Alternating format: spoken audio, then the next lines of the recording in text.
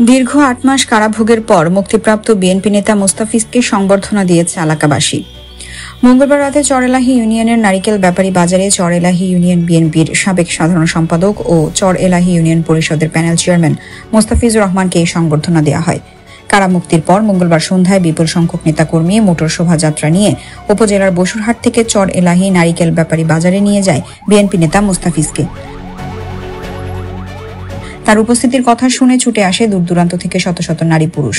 এ সময় পাড়া প্রতিবেশী ও নেতাকর্মীদের সাথে কুশল বিনিময় শেষে তিনি বলেন, ষড়যন্ত্রমূলক সাজানো মিথ্যা মামলায় আমাকে দীর্ঘ ৮ মাস কারাবন্দী করে রাখা হয়েছিল। সাবেক চেয়ারম্যান বিএনপি নেতা আব্দুল মতিন তোতা হত্যাকাণ্ডের মূল আসামিদের আড়াল করার জন্যই আমাকে সহ বিএনপির উপজেলা ও ইউনিয়ন পর্যায়ের ১৮ জন নেতাকর্মীকে এই মামলায় জড়ানো হয়।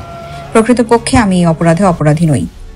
এ সময় বিএনপি নেতা আব্দুল মতিন তোতা হত্যাকাণ্ডের প্রকৃত আসামিদের গ্রেফতার ও সর্বোচ্চ শাস্তি দাবি করেন মোস্তাফিজুর রহমান।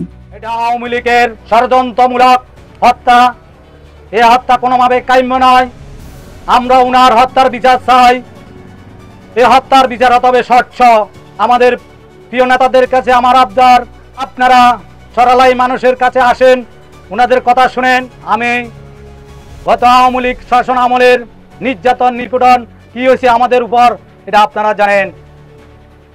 আওয়ামী লীগের ষড়যন্ত্রের শিকার, রাজ্জাক বাহিনীর ষড়যন্ত্রের শিকার, কালাম বেল্লালের ষড়যন্ত্রের শিকার হয়ে আজকে আমরা দলীয়ভাবে আমরা প্রায় 18 জন দলীয় সবাই নেতা কর্মী, কেউ চরএলাহি ইউনিয়ন বিএনপি সাবেক সভাপতি, কেউ চরএলাহি ইউনিয়ন বিএনপি সাবেক সেক্রেটারি, কেউ সাবেক সাংগঠনিক সম্পাদক, যুব দলের সাধারণ সম্পাদক, স্বেচ্ছাসেবক দল, ছাত্র দল, সবাই দায়িত্বশীল।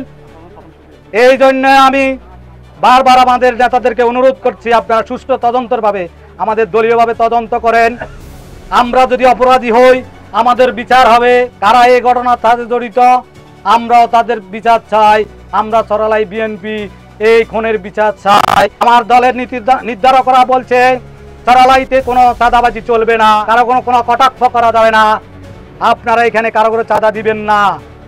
অবশেষে এই চরএলাহিতে যেই আগে দুঃশাসন আওয়ামী লীগের, আমরা চাই এই দুঃশাসন থেকে আমরা বেরিয়ে আসার জন্য যারা কাঠ, বালু দখল, জমি দখল, পদের দখল, আপনারা সবাই সাবধান হয়ে যান।